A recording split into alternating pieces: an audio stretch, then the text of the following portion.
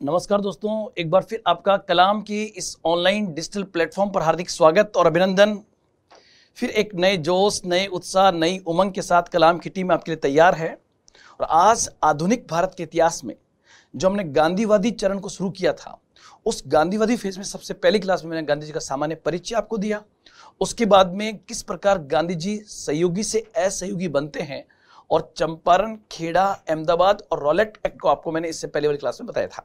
आज हमारी जो क्लास है उसका मेन ऑब्जेक्ट दोस्तों यहां पर होगा खिलाफत आंदोलन एवं असहयोग आंदोलन। खिलाफत और असहयोग जो है वो आज हमारे टॉपिक का महत्वपूर्ण हिस्सा है, जिसको हम बहुत अच्छे से यहां पर करने का प्रयास करेंगे। इस क्रम में दोस्तों सबसे पहले खिलाफत आंदोलन क्या था, असहयोग आंदोलन क्या था, इसकी पूरी पृष्ठभूमि समझते हैं। लेकिन दोनों मूवमेंट्स को बिल्कुल अलग अलग करके और आपके एग्जाम के दृष्टिकोण से यहां पर क्या क्वेश्चन बनेगा उसको मैं स्पेशली स्पेसिफाइड यहां पर करने का प्रयास करूंगा। तो सबसे पहले दोस्तों हम देखते हैं नंबर 1। सबसे पहले मैंने लिया खिलाफत आंदोलन। और खिलाफत आंदोलन से हमें क्या क्या पढ़ना चाहिए? सबसे पहले हम कॉन्सेप्ट पढ़ेंगे दोस्तों, और कॉन्सेप्ट पढ़ने के बाद जो है वहां से बनने वाले एग्जाम में प्रश्नों को एनालाइज करेंगे। देखिए, सबसे पहले जब इसको पढ़ेंगे तो पॉइंट हमारा होगा सबसे पहले खिलाफत आंदोलन क्या था, ये मूवमेंट क्या था। दूसरा, यहां पर जो खिलाफत शब्द है, इस खिलाफत शब्द का अर्थ क्या है, खिलाफत का अर्थ क्या है, एक ये देखने का प्रयास करेंगे। साथ ही साथ दोस्तों खिलाफत आंदोलन कब चला था, और इसी में एक शब्द आएगा कि ये खलीफा के पक्ष में चलाया गया था, तो ये खलीफा कौन था, इसको भी हम देखने का प्रयास करेंगे, खलीफा कौन था। और इसके साथ साथ भारत में एक खिलाफत कमेटी गठित की गई थी। इस खिलाफत कमेटी का ऑब्जेक्ट क्या था, खिलाफत कमेटी का उद्देश्य क्या था, इसको देखेंगे। साथ ही साथ दोस्तों खिलाफत कमेटी के बाद हम ये भी देखेंगे कि इस खिलाफत कमेटी ने जो अखिल भारतीय खिलाफत कॉन्फ्रेंस की, उस कॉन्फ्रेंस का अध्यक्ष किसको बनाया गया था। ये 2 बार क्वेश्चन पूछा गया है कि कॉन्फ्रेंस का अध्यक्ष किसको बनाया गया था, या मैं कह सकता हूं कि खिलाफत कॉन्फ्रेंस का अध्यक्ष जो है वो बेसिकली गांधी जी को यहां पर क्यों बनाया गया था, उसको भी देखने का प्रयास करेंगे। और फिर एक लास्ट पॉइंट ये भी होगा कि क्या खिलाफत आंदोलन, क्या ये आंदोलन सफल रहा। तो ये पॉइंट्स आज हमारे इस लेक्चर के मेन थीम में रहेंगे, और साथ ही साथ आपके एग्जाम में प्रश्न क्या बनेंगे वो मैं आपको साथ साथ में बताता हुआ चलूंगा। तो ये पॉइंट्स सबसे पहले आपको देखने होंगे दोस्तों। सबसे पहले इन पॉइंट्स को देखना होगा। अब एक एक पॉइंट्स के आगे बढ़ते हैं। नंबर 1, सबसे पहले खिलाफत आंदोलन क्या था, उससे पहले बताने के लिए मैं चाहूंगा कि आप थोड़ी सी उस सर्कमस्टेंसेस को, उस परिस्थिति को समझ लीजिए कि आंदोलन शुरू कैसे होता है। देखिए दोस्तों, सबसे पहले आपको पता होगा फर्स्ट वर्ल्ड वॉर, जिसको हम कहते हैं प्रथम विश्व युद्ध, और जो फर्स्ट वर्ल्ड वॉर था ये 1914 से 1918 के मध्य हुआ था। 1914 से 1918 के मध्य ये वार चला था। और इस वार में एक तरफ मित्र राष्ट्र थे और एक तरफ इसमें हम कह सकते हैं शैतान कंट्री, धुरी देश, सेंट्रल पावर्स, कई नाम आते हैं, तो मैंने यहां पर लिख दिया धुरी राष्ट्र। और ये धुरी राष्ट्र दोस्तों आप लोग ध्यान रखना, ये 3 देश यहां पर आते हैं। इस साइड में मित्र राष्ट्रों में नाम आएगा ब्रिटेन और फ्रांस का, ब्रिटेन और फ्रांस का। और यहां पर जो धुरी राष्ट्र हैं उसमें नाम दोस्तों आता है जर्मनी का, ऑस्ट्रिया हंगरी का, ऑस्ट्रिया हंगरी का और तुर्की का। अब यहां पर मैं ये परिचय आपको दे दूं कि इस फर्स्ट वर्ल्ड वॉर से हमारा क्या संबंध है। हमारा केवल इतना संबंध है कि हम जो है वो बेसिकली ब्रिटिश उपनिवेश हैं, हम ब्रिटेन के उपनिवेश हैं। और अगर जुखाम ब्रिटेन को होगा तो छींकें भारत को आएगी आएगी, अर्थात भारत जो है ये बेसिकली ब्रिटिश उपनिवेश है और इस ब्रिटिश उपनिवेश में रहते हैं भारतीय मुसलमान। और आपको पता है कि मुस्लिम लीग जैसी पार्टी तो ये मानती थी कि हमें मुसलमानों को ब्रिटिश सरकार के प्रति निष्ठावान रहना है। तो भारतीय मुसलमान हैं। तो एक पॉइंट तो आप लोग यहां पर समझना, क्योंकि जो खलीफा है वो मुसलमानों का सबसे बड़ा धार्मिक और आध्यात्मिक नेता है। अब आप कहोगे सर खलीफा कौन है? तो यहां पर जो आप तुर्की देख रहे हो, ये तुर्की उस जमाने का एक बहुत बड़ा साम्राज्य था, बहुत बड़ा साम्राज्य था। और तुर्की का जो सबसे बड़ा राजनीतिक नेता था उसको इतिहास में खलीफा के नाम से जाना जाता है। आप लोग ध्यान रखना दोस्तों, खलीफा किसी व्यक्ति का नाम नहीं है, खलीफा बेसिकली एक पद का नाम है। अर्थात जो तुर्की का सबसे बड़ा राजनीतिक और आध्यात्मिक नेता था, वो पूरी दुनिया के मुसलमानों का सबसे बड़ा राजनीतिक और आध्यात्मिक नेता, स्पिरिचुअल लीडर माना जाता था। अब टसन कहां से पैदा हुई, पहले इसको देखते हैं। टसन पैदा कहां से हुई? टसन पैदा हुई कि जब फर्स्ट वर्ल्ड वॉर चल रहा था, तो उस फर्स्ट वर्ल्ड वॉर के दौरान ही ब्रिटेन ने कई बार ये बात कह दी, ब्रिटेन ने कई बार ये बात कह दी, क्या कि अगर प्रथम विश्व युद्ध हमने जीता तो तुर्की के खलीफा को उसके पद से हटा दिया जाएगा और तुर्की के अंदर एक नई प्रकार की सरकार की स्थापना कर दी जाएगी। यह बात ब्रिटिश ने फर्स्ट वर्ल्ड वॉर के दौरान ही कह दी थी। अब जब फर्स्ट वर्ल्ड वॉर के दौरान यह बात हुई तो जाहिर सी बात है दुनिया भर के मुसलमान इस बात से नाराज हुए कि आप हमारे खलीफा के खिलाफ इस प्रकार से कर रहे हो। अब जब दुनिया भर के मुसलमान नाराज हो रहे हैं तो भारत के मुसलमान क्यों पीछे रहेंगे भाई? इसलिए भारत के मुसलमानों ने भी विरोध करना शुरू कर दिया। अब 1918 के अंदर आपको पता है फर्स्ट वर्ल्ड वॉर खत्म हो गया और पेरिस की संधि होती है। उस पेरिस की संधि के तहत एक सबऑर्डिनेट संधि थी, जिसको हम कहते हैं सीवर्स की संधि, जिसका नाम है सीवर्स की संधि। मतलब खलीफा या तुर्की के साथ जो संधि की गई थी, उस संधि का स्पेशली नाम था सीवर्स की संधि। और ये सीवर्स की संधि मित्र राष्ट्रों ने तुर्की के साथ में की थी। इसके प्रोविजंस इतने कड़े थे, इसमें साफ साफ लिखा था कि खलीफा का जिन जिन दुनिया में जहां जहां पर धार्मिक स्थलों पर आधिपत्य वो हटा दिया जाएगा। इस प्रकार से सीवर्स की संधि को लेकर के और दुनिया भर के मुसलमानों में रोष है।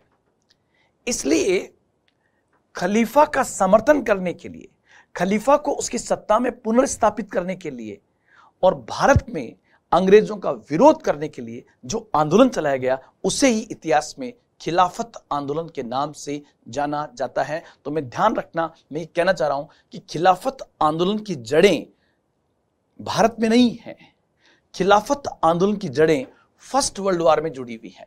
और फर्स्ट वर्ल्ड वॉर में किस देश के साथ जुड़ी हुई है? तो तुर्की के साथ जुड़ी हुई है। और गुस्सा ब्रिटेन के खिलाफ क्यों है? क्योंकि ब्रिटेन उसमें सबसे पावरफुल था और भारत ब्रिटेन का उपनिवेश था। ये पॉइंट्स आपको याद रखने हैं। अब हम स्टार्ट करते हैं इसके आगे, और पॉइंट आपका आएगा सबसे पहले खिलाफत आंदोलन, जिसको हम कहेंगे खिलाफत मूवमेंट। खिलाफत आंदोलन या खिलाफत मूवमेंट जो है, सबसे पहले दोस्तों आप लोग ध्यान रखना, अगर आपसे पूछे कि खिलाफत शब्द का अर्थ क्या है, तो खिलाफत का अर्थ है, खिलाफत का अर्थ है विरोध करना। खिलाफत का मतलब क्या होता है? विरोध करना, टू अपोज, विरोध करना इसका अर्थ होता है। दूसरा पॉइंट दोस्तों आपका आएगा कि ये आंदोलन क्या था, क्या था? तो इसमें आपको 3 पॉइंट ध्यान रखने हैं और उन 3 पॉइंट्स को मैं आपको जोड़ दूंगा। क्या?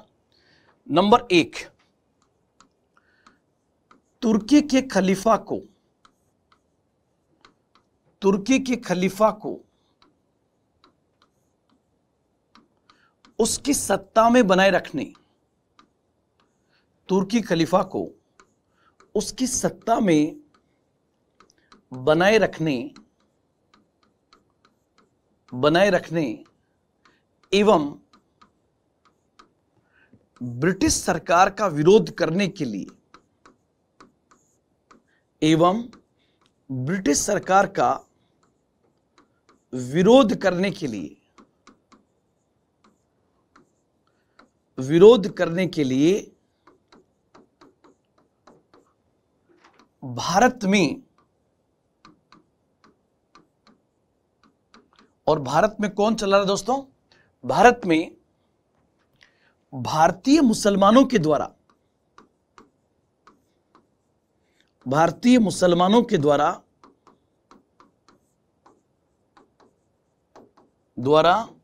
जो आंदोलन चलाया गया, उसी आंदोलन को आप लोग ध्यान रखना खिलाफत आंदोलन कहते हैं। उसी आंदोलन को खिलाफत आंदोलन कहते हैं। और यहां पर खिलाफत किसकी करनी है? अंग्रेजों की, अर्थात ब्रिटिश सरकार की खिलाफत करनी है। वापस रिपीट कर देता हूं। सबसे पहले मैंने कहा कि तुर्की के खलीफा को उसकी सत्ता में बनाए रखने और ब्रिटिश सरकार का विरोध करने के लिए भारत में भारतीय मुसलमानों ने जो आंदोलन चलाया उसे खिलाफत आंदोलन कहते हैं। यह आंदोलन कब चलाया गया था दोस्तों? तो आप लोग ध्यान रखना, यह घटना है 1919 की। अब जैसा कि आप सब लोग जानते हैं कि कोई भी आंदोलन अगर चलाना हो तो बाकायदा उसके लिए कमेटी बनेगी। तो यहां पर ध्यान रखना, बाकायदा एक खिलाफत कमेटी बनाई जाएगी जिसमें बहुत सारे मुस्लिम लीडर्स शामिल होंगे। और ये अधिकांश जो लीडर्स थे ये राष्ट्रवादी मुसलमान थे जो राष्ट्र को भी चाहते थे। ये पॉइंट भी आपको यहां पर स्पेशली ध्यान रखना है कि खिलाफत कमेटी जो बनी थी उस खिलाफत कमेटी में कौन थे? तो ध्यान रखना, मोहम्मद अली। कौन थे इसमें खिलाफत कमेटी में? मोहम्मद अली एंड शौकत अली, ये दोनों भाई थे इसलिए अली ब्रदर्स भी कहा जाता है। इसमें नेता थे मौलाना आजाद साहब, मौलाना आजाद, हकीम अजमल खान, ये जो है यहां पर इंपॉर्टेंट लीडर्स थे जिन्होंने खिलाफत कमेटी के माध्यम से इसका ये किया था। अब आप कहोगे सर कि जो खिलाफत कमेटी थी, इस खिलाफत कमेटी ने क्या किया? इसने आह्वान किया कि अगर अंग्रेजों ने हमारी बात को नहीं माना तो हम असहयोग शुरू कर देंगे, नॉन कोऑपरेशन शुरू कर देंगे। और असहयोग की थीम उस समय गांधी ने खेड़ा सत्याग्रह में भी चलाई थी। तो हम देखते हैं बाकायदा क्या होता है यहां पर। खिलाफत कमेटी जो है वो बेसिकली ऑल इंडिया खिलाफत कॉन्फ्रेंस का आयोजन किया जाता है। ऑल इंडिया खिलाफत कॉन्फ्रेंस का आयोजन किया जाता है। यह बात है नवंबर 1919 की, नवंबर 1919 की। और यह घटना है दिल्ली की। नवंबर 1919 में खिलाफत कमेटी द्वारा एक शानदार कॉन्फ्रेंस का आयोजन किया जाता है दिल्ली के अंदर। और ध्यान रखना, मुस्लिम लीडर्स जो है उन्होंने देखा कि यार किसी हिंदू नेता को अगर अध्यक्ष बना दिया जाए तो एच क्लास का सपोर्ट भी प्राप्त हो जाएगा। तो इन लोगों ने क्या किया कि उस समय गांधी जी बड़े उभरते हुए नेता थे, तो यहां पर इन्होंने महात्मा गांधी को, या मैं कह दूं मोहनदास करमचंद गांधी जी को, महात्मा गांधी को इस खिलाफत कॉन्फ्रेंस का अध्यक्ष बना दिया गया कि आप कॉन्फ्रेंस की अध्यक्षता कीजिए। तो इनकी अध्यक्षता में यह काम हुआ था, खिलाफत कॉन्फ्रेंस। अब ऐसे करके और इन्होंने ये कहा कि अगर खिलाफत की मांग को स्वीकार नहीं किया गया तो हम अंग्रेजों को देने वाले तमाम प्रकार के सहयोग विड्रॉ कर लेंगे, सहयोग को वापस ले लिया जाएगा। यह घोषणा यहां पर की गई थी।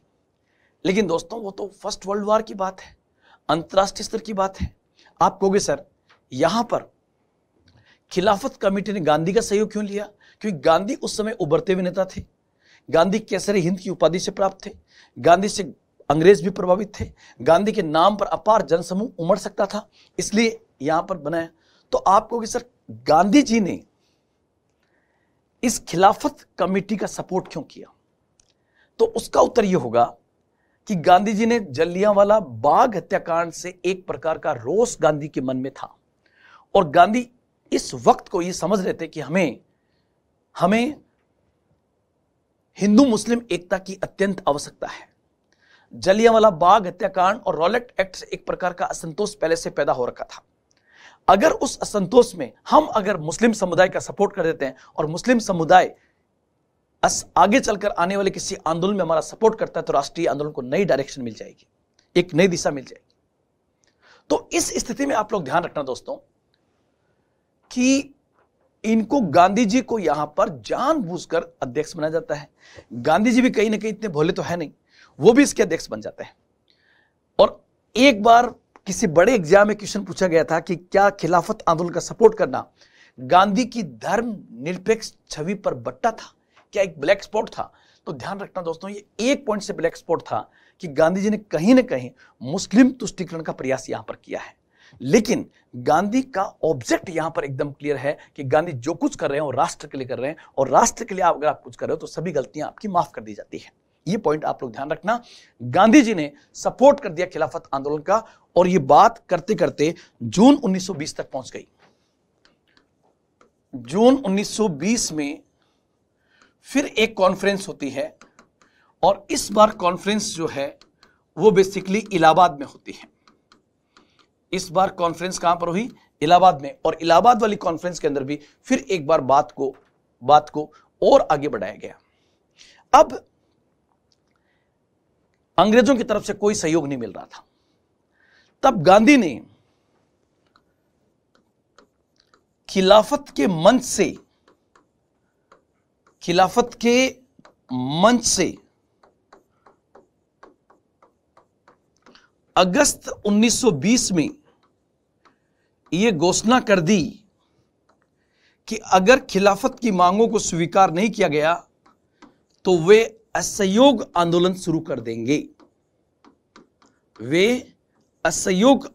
देंगे। और यहां से आपके एग्जाम का एक बहुत ही इंपॉर्टेंट क्वेश्चन बन रहा है कि असहयोग आंदोलन की घोषणा गांधी जी ने किस प्लेटफॉर्म से की थी? तो आपका उत्तर होगा गांधी जी ने खिलाफत के प्लेटफॉर्म से घोषणा की थी अगस्त 1920 के अंदर। क्या हुआ? गांधी ने कहा कि अगर खिलाफत की मांगों को स्वीकार नहीं किया गया तो वे एक अखिल भारतीय आंदोलन, जिसको हम कहते हैं नॉन कॉपरेशन मूवमेंट, शुरू कर देंगे। इसलिए असहयोग आंदोलन जो गांधी के नेतृत्व में पहला जन आंदोलन था, उसकी घोषणा गांधी किस प्लेटफॉर्म से करते हैं? तो असहयोग आंदोलन से। इसलिए आप लोग ध्यान रखना, असहयोग आंदोलन और खिलाफत आंदोलन के आपस में जुड़ाव है। यह जुड़ाव यहां से शुरू हो रहा है। लेकिन असहयोग आंदोलन शुरू करने से पहले मैं चाहूंगा कि मैं आपको यह बताऊं कि क्या खिलाफत आंदोलन सफल रहा। तो आप देखिए, इसको आपसे यह पूछे कि क्या खिलाफत आंदोलन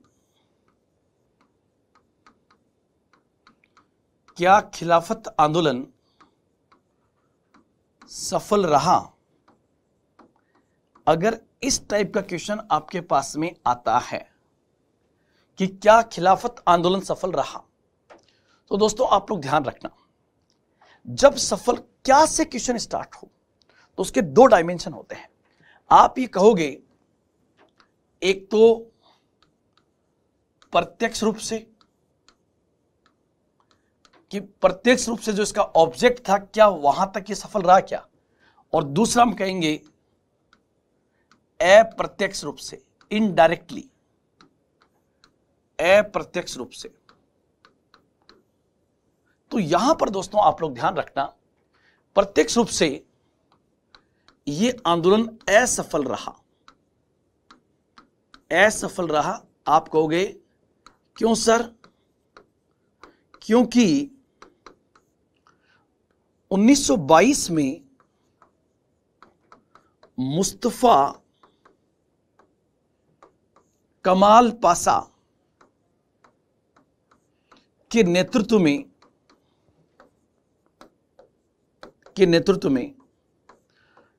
तुर्की की युवा जनता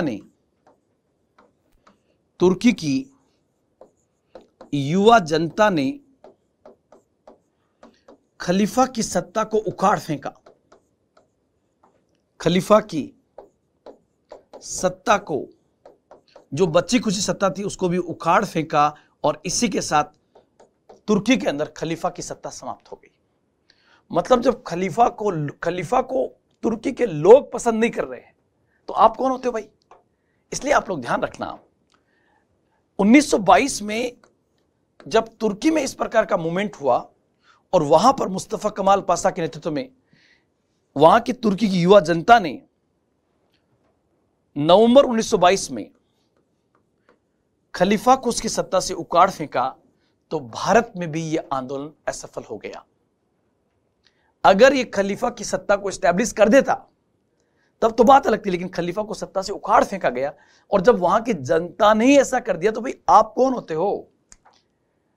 लेकिन एक दृष्टिकोण से, या मैं कह सकता हूं अप्रत्यक्ष रूप से यह सफल रहा।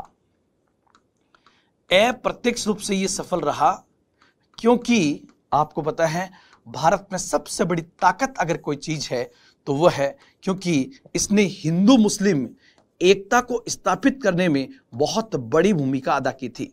इसने हिंदू मुस्लिम एकता को स्थापित करने में बहुत बड़ी भूमिका अदा की, जिससे भारत का पहला जो आंदोलन है जिसको हम असहयोग आंदोलन कहते हैं, वो नॉन कोऑपरेशन मूवमेंट यहां पर सफल हो जाता है। इसलिए आप लोग ध्यान रखना, असहयोग आंदोलन की सबसे बड़ी ताकत थी हिंदू मुस्लिम एकता, और वो हिंदू मुस्लिम एकता कहां से पैदा हो रही है? खिलाफत के थ्रू आ रही है। तो ये पॉइंट्स आपको स्पेशली ध्यान रखना है। इसका आप स्क्रीनशॉट दोस्तों ले लीजिए, इसका आप स्क्रीनशॉट ले लीजिए और नाम जरूर ध्यान रखना किसका? मुस्तफा कमाल पाशा का। अब हम चलते हैं आगे और शुरू करते हैं। सबसे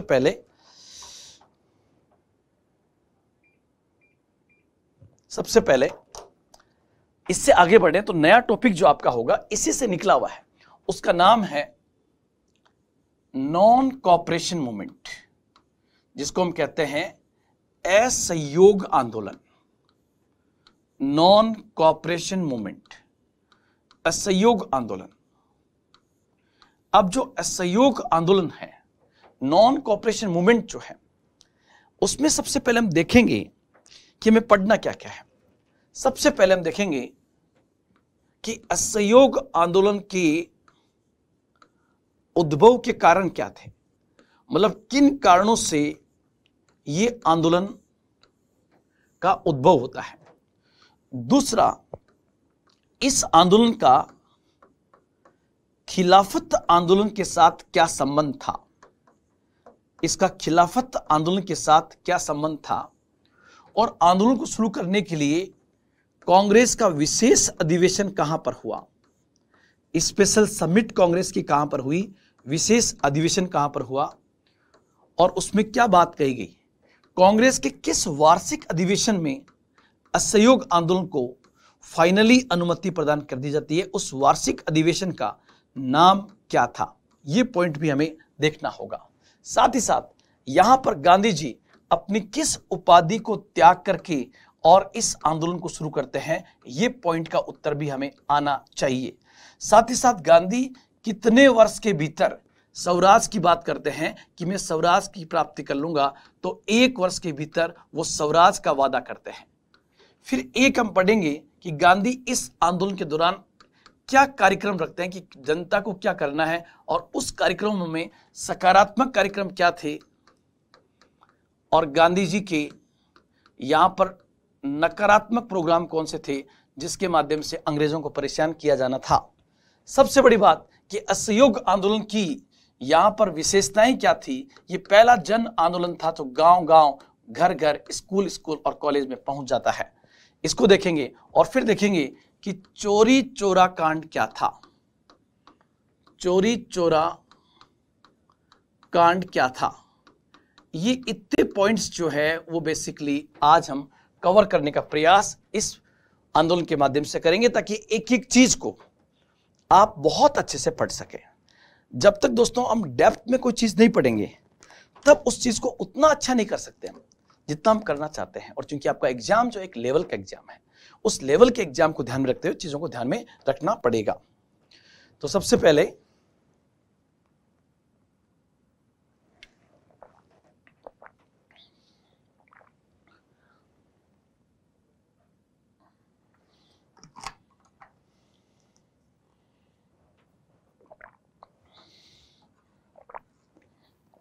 देखो एक एक चीज को हम करने का प्रयास करेंगे। सबसे पहले हम ये देखें कि असहयोग आंदोलन क्या था। सबसे पहला क्वेश्चन तो आपके पास में ये आया कि नॉन कॉपरेशन मूवमेंट, ध्यान रखना इसी को हम कहते हैं एनसीएम। अब क्या है, सबसे पहले ये गांधी जी के नेतृत्व में चलाया गया पहला जन आंदोलन था। पहला जन आंदोलन था। हालांकि गांधी जी पहला असहयोग करते हैं खेड़ा के अंदर, लेकिन आपसे पूछे गांधी जी का पहला जन आंदोलन जो राष्ट्रीय स्तर पर था वो कौन था असहयोग आंदोलन, जो गांधी जी ने 1920 में आरंभ किया। उस आंदोलन को हम असहयोग आंदोलन के नाम से जानते हैं। पहला पॉइंट आपका क्लियर हो गया। दूसरा पॉइंट आएगा कि असहयोग आंदोलन की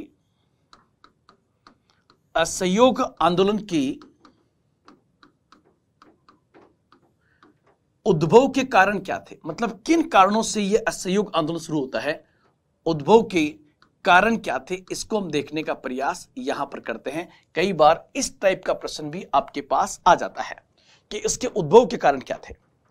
तो यहां पर दोस्तों सबसे पहले आप पॉइंट्स याद रखना। जो बच्चा पॉइंट्स याद रखता है उसको लंबे समय तक चीजें याद रहती हैं। तो यहां पर मैंने ये इतने पॉइंट्स बना लिए कि कम से कम इतने पॉइंट्स तो मुझे याद आने चाहिए कि ये सब के सब असहयोग आंदोलन के कारण हैं। उन कारणों में आप लोग ध्यान रखना, जैसे सबसे पहले 3 स्थानीय आंदोलन जो गांधी जी ने किए थे। और आप लोग ध्यान रखना इन 3 स्थानीय आंदोलनों के माध्यम से, जिसको हम कहते हैं चंपारण, खेड़ा और अहमदाबाद के माध्यम से, गांधी जी ने भारत के आम किसान की पीड़ा को समझ लिया था और एक पृष्ठभूमि तैयार हो गई थी कि किस प्रकार ब्रिटिश जो है वो भारतीयों का शोषण कर रहे हैं। तो दूसरा होगा ब्रिटिश का शोषणपरक रवैया भी असहयोग आंदोलन का एक कारण था। लेकिन सबसे बड़ा कारण बनता है यहां पर, वो बनता है रॉलेट एक्ट जैसा कानून एवं जलियांवाला बाग हत्याकांड। जलियांवाला बाग में जिस प्रकार निहत्थे लोगों पर गोली चलाकर उनको मारा गया, इससे गांधी को अंदर तक झकझोर दिया और यहीं से गांधी सहयोगी से पूरी तरह से असहयोगी हो जाते हैं। तो रॉलेट एक्ट और जलियांवाला बाग हत्याकांड। साथ ही साथ ध्यान रखना एक कारण इसका इंपॉर्टेंट है जिसको हम कहते हैं खिलाफत आंदोलन। यह भी एक कारण है कि खिलाफत आंदोलन से जो असंतोष उपजा था उसको गांधी जी एक आंदोलन का रूप देना चाहते थे।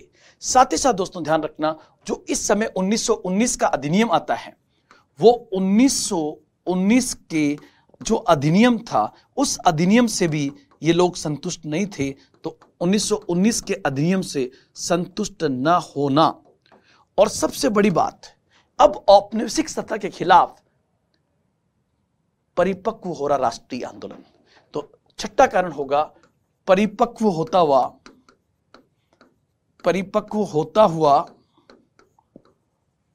राष्ट्रीय आंदोलन। परिपक्व होता हुआ राष्ट्रीय आंदोलन। ये इतने पॉइंट्स आपको सबसे पहले ध्यान रखने हैं। ये बेसिकली असहयोग आंदोलन के उद्भव के कारण हैं जो आपको बहुत अच्छे से ध्यान में यहां पर रखने हैं। आगे बढ़ते हैं दोस्तों, और उसके बाद आपका आएगा कुछ अब में एकदम छोटे छोटे पॉइंट्स जो आपके एग्जाम के पॉइंट से इंपॉर्टेंट है। देखिए आप, तीसरा पॉइंट आपसे ये पूछे कि असहयोग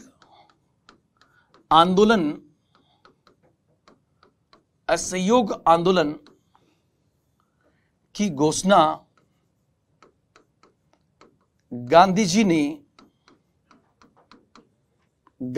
ने कब और किस मंच से की थी? बहुत अच्छा क्वेश्चन है। असहयोग आंदोलन की घोषणा गांधी जी ने कब और किस मंच से की? तो उत्तर होगा 31 अगस्त 1920 को गांधी जी ने घोषणा बेसिकली खिलाफत आंदोलन के प्लेटफॉर्म से की थी। खिलाफत आंदोलन के मंच से ही उन्होंने ये घोषणा कर दी थी कि यदि खिलाफत की मांगों को स्वीकार नहीं किया गया तो वे एक अखिल भारतीय आंदोलन शुरू कर देंगे। तो ये पॉइंट भी आपको बहुत अच्छे से यहां पर याद रखना है। उसके बाद दोस्तों आगे बढ़ते हैं और फिर आपका आएगा कि गांधी जी ने जब असहयोग आंदोलन की घोषणा कर दी तो उस आंदोलन को स्वीकार करने के लिए, उसको स्वीकृति प्रदान करने के लिए कांग्रेस का विशेष अधिवेशन कब, कहां और किसकी अध्यक्षता में हुआ था और उसका बेस क्या था? तो आप देखिए यहां पर फिर एक क्वेश्चन बनेगा और वो होगा कांग्रेस का विशेष अधिवेशन। कांग्रेस का विशेष अधिवेशन, और इसमें दोस्तों आप लोग ध्यान रखना कांग्रेस का विशेष अधिवेशन कब हुआ? तो उत्तर होगा सितंबर 1920 के अंदर। अध्यक्षता किसने की? तो फिर आपका उत्तर होगा लाला लाजपत राय, जो उग्रवादी राष्ट्रवादियों में इनका नाम आता है। लाला लाजपत राय के द्वारा इसकी अध्यक्षता की गई थी। और कहां पर था? तो आप लोग ध्यान रखना ये कलकत्ता में अधिवेशन हुआ था। फिर क्वेश्चन बनेगा कि यहां पर क्या क्या अनुमति प्रदान की हुई थी, किस चीज की अनुमति यहां पर फाइनली दी गई थी? तो उत्तर होगा असहयोग आंदोलन की अनुमति यहां पर दी गई है। असहयोग आंदोलन की अनुमति किस विशेष अधिवेशन में दी गई थी? तो आपका उत्तर होगा दोस्तों कांग्रेस का कलकत्ता में विशेष अधिवेशन हुआ था, उसमें यह अनुमति प्रदान की गई थी। फिर कई बार जब प्रपोजल आता है कि आप नॉन कॉपरेशन मूवमेंट क्यों कर रहे हैं, तो इसका आधार क्या था? तो आप लोग ध्यान रखना किस आधार पर दी गई थी कांग्रेस को यह आंदोलन शुरू करने की अनुमति, किस आधार पर दी गई थी? तो आधार दो थे। एक तो पंजाब का मुद्दा। आपको सर पंजाब का क्या मुद्दा था? पंजाब मुद्दे का मतलब होगा जलियांवाला बाग हत्याकांड, और दूसरा खिलाफत का मुद्दा, अर्थात खिलाफत की मांगों को अंग्रेजों ने स्वीकार नहीं किया था। तो सेकंड पॉइंट होगा खिलाफत इश्यू, खिलाफत का मुद्दा। ये दो पॉइंट आपको यहां पर याद रखने हैं। कांग्रेस का विशेष अधिवेशन सितंबर 1920 में लाला लाजपत राय की अध्यक्षता में हुआ था। और यह कहां हुआ? तो कलकत्ता में हुआ।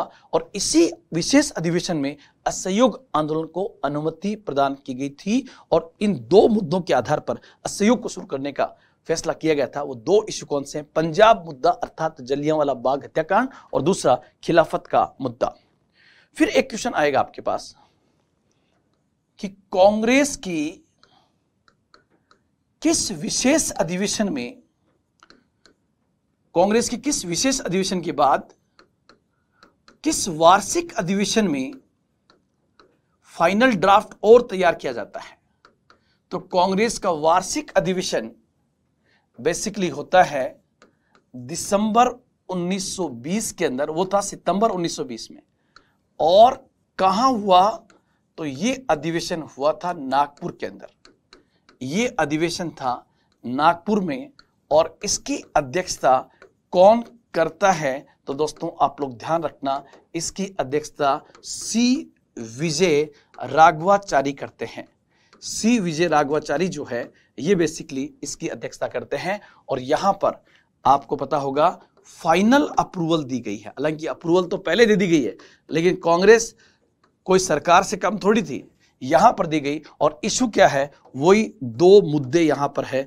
उन दो मुद्दों के आधार पर ये फाइनली यहां पर दिया गया है। लेकिन एक चीज और जो यहां पर उभर के आई वो था कि पहली बार इस अधिवेशन में कांग्रेस के लिए यह कहा गया कि कांग्रेस को संगठनात्मक स्तर पर किस प्रकार से मजबूत किया जाए, इसकी पूरी रणनीति तैयार की जानी चाहिए। कांग्रेस को संगठनात्मक रूप से किस प्रकार से मजबूत किया जा सकता है, इसकी बात भी यहां पर आई। स्वशासन का मुद्दा भी यहां पर बहुत तेजी से उभरता है। ये पॉइंट्स आपको यहां पर ध्यान रखना है। तो ये पॉइंट्स के बाद आपका आएगा नेक्स्ट पॉइंट। कई बार किसी आंदोलन के कार्यक्रम पूछ ले जाते हैं कि programmes of non cooperation movement क्या थे। तो आप लोग ध्यान रखना, यहां पर फिर एक पॉइंट मैं आपके सामने डाल रहा हूं और वो है असहयोग आंदोलन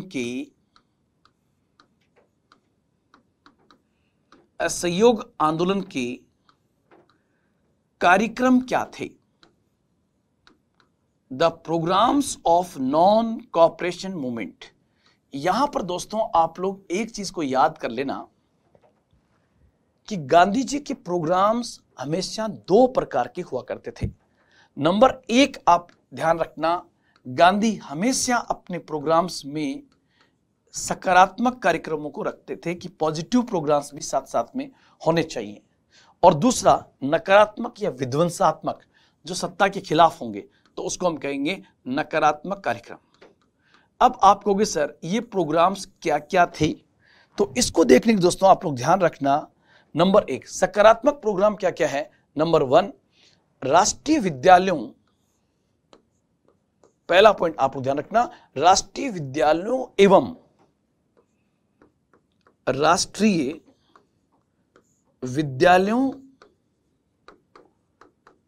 एवं पंचायती अदालतों की स्थापना करना। पंचायती अदालतों की स्थापना करना, क्योंकि जब तक शिक्षा के क्षेत्र में हम चेंज नहीं करेंगे तब तक हम भविष्य की पीढ़ी को तैयार नहीं कर सकते। दूसरा, इन्होंने कहा कि व्यापक स्तर पर स्वदेशी का प्रचार प्रसार किया जाए। स्वदेशी का प्रचार प्रसार किया जाए। तीसरा, सूत कातना, मतलब चरखे के माध्यम से खादी तैयार करना, सूत कातना। साथ ही साथ दोस्तों आप लोग ध्यान रखना, यहां पर एक पॉइंट जो आपका होगा वो बेसिकली आएगा शराबबंदी। एक पॉइंट जो आएगा वो बेसिकली आपका आएगा शराबबंदी। तो एक पॉइंट जो है वो बेसिकली आपका शराबबंदी का भी होगा कि शराबबंदी की जाए। इसके अलावा दोस्तों ज्यादा जो है वो बेसिकली आपका नकारात्मक प्रोग्राम जो है, वो नकारात्मक प्रोग्राम ज्यादा बेस्ट होंगे। जैसे आप यस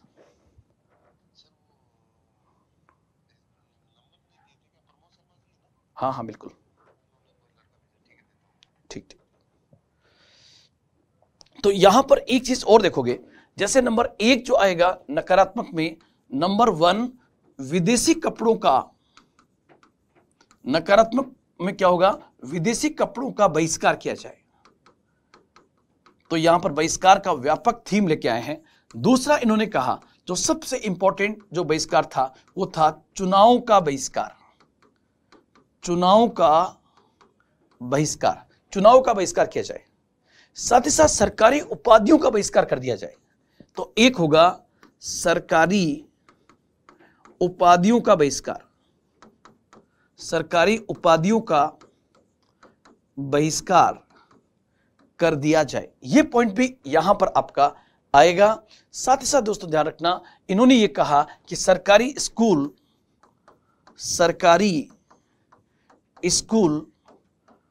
कॉलेज का बहिष्कार किया जाए। सरकारी स्कूल कॉलेज का बहिष्कार किया जाए। और भी बहुत सारे पॉइंट्स दोस्तों ध्यान रखना यहां पर आएंगे। तो ये पॉइंट जो है बेसिकली आप लोग ध्यान रखना कि यहां पर जो पॉइंट आपके पास में आ रहे हैं वो है विदेशी कपड़ों का बहिष्कार, सरकारी उपाधियों को त्याग करना। ये पॉइंट्स जो है ये बेसिकली आपके यहां पर आएंगे। हाँ सर, मुझे नहीं कर दिया मैंने, कह दिया हाँ हो गई। तो ये पॉइंट्स आपको यहां पर ध्यान रखना है।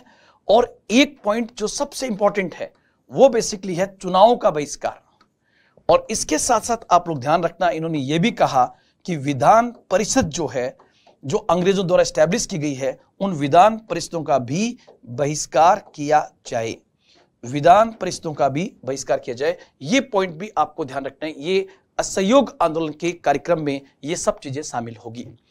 लेकिन इसके साथ साथ दोस्तों आप लोग ध्यान रखना, गांधी जी यहां पर इसी कार्यक्रम की घोषणा के साथ वो अपनी केसर हिंद की उपाधि को त्यागते हैं। गांधी जी केसर हिंद की उपाधि को त्याग करके जनता के बीच में यह एक प्रकार का मैसेज देते हैं कि देखो, मैंने इतनी बड़ी उपाधि को त्याग दिया है, इसलिए वक्त आ गया है आप भी अपनी उपाधियों को त्याग दीजिए। और गांधी की ये उपाधि त्यागते ही ध्यान रखना, लाइन लग जाएगी लोगों की कि मैं भी अपनी उपाधि त्यागूंगा। साथ ही साथ गांधी ने घोषणा की कि हमारा टारगेट है कि हम एक वर्ष के भीतर स्वराज की प्राप्ति कर लेंगे। एक वर्ष के भीतर स्वराज की प्राप्ति कर लेंगे, यह गांधी ने कहा तो लोगों में उत्साह उमड़ पड़ा कि यार 1 साल की तो बात है, 1 साल बाद तो हमें स्वराज की प्राप्ति हो जाएगी। गांधी बाबा ने आज तक कोई बीड़ा उठाया उसमें हर में सफल रहे हैं। और जब इन्होंने अपनी खुद की उपाधि त्याग दी तो राष्ट्र के लिए हमें समर्पित हो जाना चाहिए। और इस क्रम में दोस्तों, हजारों लोगों ने अपनी उपाधियों को त्याग दिया, हजारों लोगों ने नौकरियों से त्याग पत्र दे दिए, चुनाव का बहिष्कार करने का निर्णय लिया गया, वकीलों ने कोर्ट का बहिष्कार कर दिया। व्यापक स्तर पर इस आंदोलन के दौरान ही हिंदू मुस्लिम एकता का प्रयास किया गया, चरखा काता गया, सूत काता गया, शराबबंदी की गई, स्वदेशी का प्रचार प्रसार किया गया। तो कहते हैं कि असहयोग आंदोलन के माध्यम से भारत में राष्ट्रवाद गांव गांव और शहर शहर तक पहुंच गया। और कहते हैं ये गांधी जी के नेतृत्व में पहला अखिल भारतीय आंदोलन था। लेकिन दोस्तों, जो अहिंसात्मक आंदोलन होते हैं उनकी अपनी कुछ लिमिटेशंस होती है, अपनी कुछ सीमाएं होती हैं। वो आंदोलन बेसिकली लगातार नहीं चल सकते, ये भी हमें ध्यान रखना होगा। होता क्या कि अब जैसे जैसे वक्त बढ़ता गया, उस बढ़ते हुए वक्त के साथ क्या होता है कि धीरे धीरे बढ़ते वक्त के साथ पब्लिक की अपीयरेंस कम होने लग गई। तो गांधी कहीं ना कहीं मानस बना रहे हैं कि यार वापस ले लें क्या इसको। और इसी बीच एक घटना घट जाती है। उस घटना को इतिहास में चोरा चोरी कांड के नाम से जाना जाता है। ये दोस्तों आप लोग ध्यान रखना, ये घटना बात कब की है तो 5 फरवरी 1922 की बात है। कहां पर था ये, तो ये जगह पड़ती है गोरखपुर के पास, उत्तर प्रदेश में। गोरखपुर उत्तर प्रदेश की बात है। उस समय यूनाइटेड प्रोविंस का पार्ट हुआ करता था, वहां पर घटना घटती है। क्या हुआ, कहते हैं कि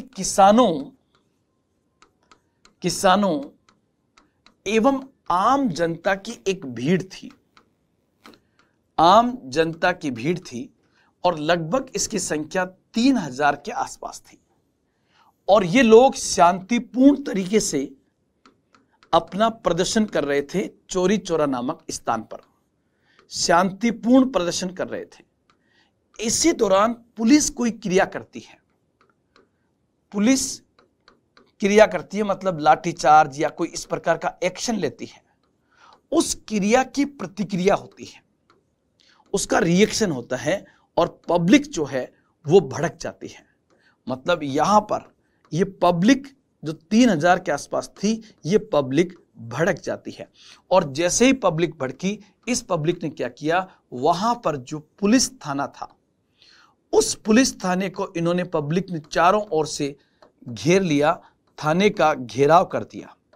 और घेराव करके उसमें कहते हैं कि आग लगा दी गई उस थाने के अंदर, जिसमें 22 पुलिसकर्मी जिंदा जल जाते हैं। अब 22 पुलिसकर्मी जिंदा जलने का मतलब होगा, आपको पता है दोस्तों, ये एक प्रकार का सरकार पर हमला था। गांधी इस बात को समझ गए कि घटना गलत है। और चूंकि गांधी जी का आंदोलन असहयोगात्मक जरूर है, लेकिन अहिंसात्मक था, अहिंसात्मक था। तो यहां पर इसके बाद आपको पता होगा 12 फरवरी 1922 को एक मीटिंग होती है। आप कहोगे सर ये मीटिंग किसकी होती है, तो 12 फरवरी 1922 को कांग्रेस की बारदोली में बैठक होती है। कांग्रेस वर्किंग कमेटी की बारदोली बैठक होती है और इस बैठक में फैसला लिया गया कि असहयोग आंदोलन को वापस ले लिया जाए। असहयोग आंदोलन को वापस ले लिया जाए। और दोस्तों यहीं से कांग्रेस का एक धड़ा गांधी से नाराज होता है। वो ये कहता है कि भाई इतनी घटना के ऊपर ऐसा करने की क्या आवश्यकता थी, उसको हम अलग से देखते हैं। लेकिन ध्यान रखना दोस्तों, जैसे गांधी वापस लेते हैं इस मूवमेंट को, मोतीलाल नेहरू, सीआर दास, सुभाष चंद्र बोस आदि लोग इससे नाराज होते हैं कि गांधी जी को ऐसा नहीं करना चाहिए। और इस घटनाक्रम के बाद 10 मार्च 1922 को 10 मार्च 1922 को गांधी जी को गिरफ्तार कर लिया जाता है। गांधी जी को गिरफ्तार कर लिया गया और उसके बाद 18 मार्च 1922 को अहमदाबाद में जो सेशन कोर्ट था, उस सेशन कोर्ट के जज थे ब्रूमफील्ड। उन्होंने फैसला सुनाया और उस फैसले में गांधी जी को 6 वर्ष का कारावास दिया गया। मतलब गांधी जी को 6 साल की सजा हो गई है। और यह सजा कहां सुनाई गई थी? अहमदाबाद के अंदर। जज का नाम क्या था? तो जज का नाम था ब्रूमफील्ड। अहमदाबाद का सेशन कोर्ट था, उसने ये सजा 18 मार्च 1922 को सुनाई है। अब एक तरफ दोस्तों आप लोग ध्यान रखना, गांधी जी जेल में है, पीछे से कांग्रेस का एक धड़ा नाराज हो गया है। और जो नाराज धड़ा है उसका कहना है कि इस समय गांधी जी को आंदोलन वापस नहीं लेना चाहिए था। लेकिन आप लोग ध्यान रखना कि जैसे ही असहयोग आंदोलन वापस लिया जाता है, असहयोग की वापसी पर जो रिएक्शन हुआ, जो प्रतिक्रिया हुई, वो ध्यान रखना प्रतिक्रिया सकारात्मक भी होगी और नकारात्मक भी होगी। उसमें आपको सकारात्मक प्रतिक्रिया ध्यान रखनी है, सकारात्मक प्रतिक्रिया। और जो सकारात्मक प्रतिक्रिया होगी वो गांधी जी को ध्यान रखना। सकारात्मक प्रतिक्रिया का मतलब वो है वे लोग जो गांधी जी का बचाव करेंगे कि गांधी ने जो किया वो सही किया। गांधी जी का बचाव करेंगे कैसे? वो कहेंगे कि नंबर 1, गांधी जी अहिंसात्मक आंदोलन के पक्षधर हैं। गांधी जी अहिंसात्मक आंदोलन के पक्षधर हैं, नॉन वायलेंट मूवमेंट। और चूंकि यह आंदोलन हिंसक बन गया था, इसलिए इसको वापस लेना जरूरी था। पहला पॉइंट तो आप इसको मानना। दूसरा ये कहते हैं, ये गांधी जी की जो रणनीति थी, उस रणनीति को इतिहास में किस नाम जानते हैं? कि संघर्ष करो, विराम करो और फिर संघर्ष करो। गांधी जी की रणनीति को इतिहास में किस नाम से जानते हैं? संघर्ष, विराम, संघर्ष की रणनीति। संघर्ष कीजिए, फिर अगले संघर्ष के लिए विराम कीजिए, ताकि उस विराम में ऊर्जा प्राप्त करके फिर संघर्ष कर सके। और तीसरा आप लोग ध्यान रखना कि अहिंसात्मक आंदोलन लगातार नहीं चल सकते। अहिंसात्मक आंदोलन लगातार नहीं चल सकते। ये पॉइंट आपको यहां पर स्पेशली ध्यान रखना है। नंबर 1, गांधी जी अहिंसात्मक आंदोलन के पक्षधर थे। दूसरा, संघर्ष, विराम, संघर्ष की उनकी रणनीति। और तीसरा, हमें पता है कि अहिंसात्मक आंदोलन लगातार नहीं चल सकते। और चौथा, आप यह भी कह सकते हो कि अंग्रेज चोरा चोरी कांड को, अंग्रेज जो है ये चोरा चोरी कांड को आधार बनाकर किसी बड़ी घटना को अंजाम दे सकते थे, किसी बड़ी हिंसात्मक घटना को अंजाम दे सकते थे। इसलिए गांधी जी ने समय होते हुए उसे वापस ले लिया ताकि अंग्रेज ऐसा आगे नहीं कर सके। अगर गांधी जी वापस नहीं लेते और हिंसा बढ़ती जाती तो अंग्रेजों का कुचक्र बढ़ता और वो भी हिंसा के माध्यम से इसका बदला लेते। इसलिए गांधी जी ने यह आंदोलन वापस ले लिया। ये पॉइंट्स आपको यहां पर स्पेशली याद रखने हैं। तो ये आपका आज मैंने जो इंपॉर्टेंट पार्ट लिया वो आपको बहुत अच्छे से दोस्तों याद रखना है। और आपको कि सर गांधी जी को वापस रिहा कब किया गया था, तो गांधी के खराब स्वास्थ्य के कारण 1924 में उनको रिहा कर दिया जाता है। 1924 में गांधी जी को रिहा कर दिया जाता है। ये आज की इस क्लास में मैंने दो इंपॉर्टेंट गांधी से जुड़े हुए पॉइंट्स को कराने का प्रयास किया। वो एक था खिलाफत और दूसरा था असहयोग आंदोलन। कलाम टीम की जो डायरेक्शंस है वो डायरेक्शंस ये कि सर एक एक टॉपिक को बहुत बेहतर तरीके से करवाया जाए। आपको ऐसा लगता होगा कि सर ने रिकॉर्डिंग कर दी है और बच्चों का फीडबैक क्या उसका पता नहीं है। नहीं, ऐसी बात नहीं है। कलाम की टीम चाहे ऑफलाइन हो चाहे ऑनलाइन हो, हम अपने बच्चों का पूरा फीडबैक लेते हैं कि भले ही बच्चा हमारे सामने नहीं हो लेकिन उसका और हमारा एक आत्मिक जुड़ाव तो है। और कलाम टीम की जो मार्गदर्शक टीम है जिसमें श्रीमान राजेश कुमार जी, यजवेंद्र जी, मुकेश जी, सुरेंद्र जी, ये पूरी टीम वॉच आउट करती है कि यार हर फैकल्टीज को इस प्रकार से डायरेक्ट किया जाए कि एक एक चीज जो है वो अकॉर्डिंग टू सिलेबस पहुंचे। सिर्फ कलाम संस्थान में आप देखोगे तो हमारे यहां पर आरएस की ऑनलाइन रिकॉर्डिंग की क्लासेस बिल्कुल अलग है, सेकेंड ग्रेड की रिकॉर्डिंग बिल्कुल अलग है, फर्स्ट ग्रेड की आपकी जो चल रही है उसकी रिकॉर्डिंग बिल्कुल अलग है। इसलिए एक एक टॉपिक को बेहतरीन तरीके से आपके सामने रिप्रेजेंट किया जा रहा है। हां, कुछ तकनीकी गड़बड़ियां हो सकती है, उसको कलाम टीम बहुत जल्दी बेहतरीन करने का प्रयास कर रही है। आज पूरी उत्साह उमंग के साथ आज इतना ही, फिर मिलेंगे। जय हिंद, जय भारत।